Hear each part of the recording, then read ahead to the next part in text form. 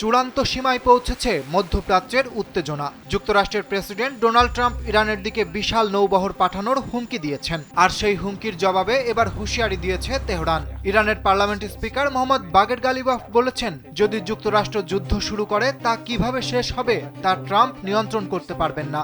বুধবার সিএনএনকে দেওয়া এক সাক্ষাৎকারে গালিবাফ জানান, ইরান আলোচনায় বসতে প্রস্তুত, তবে শর্ত জুড়ে দিয়েছেন তিনি। গালিবাফ বলেছেন, বল প্রয়োগের মাধ্যমে চাপিয়ে দেওয়া কোনো আলোচনায় তেহরান যাবে না। তাছাড়া ইরান মনে করে না মার্কিন প্রেসিডেন্ট যে ধরনের সংলাপ চান সেটি প্রকৃত আলোচনা। এ সময় বাগের গালিবাফ অভিযোগ করেন, ওয়াশিংটন শক্তি প্রয়োগের মাধ্যমে কূটনীতিকে দুর্বল করছে।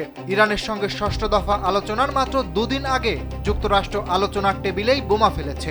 এ সময় তিনি স্পষ্ট করে বলেন, যতক্ষণ পর্যন্ত ইরানি জনগণের অর্থনৈতিক অধিকার নিশ্চিত করা না হবে ততক্ষণ কোনো আলোচনা নয়। ইরান সরকার নির্দেশনাকে আলোচনা মনে করে না বলে মন্তব্য করেন তিনি।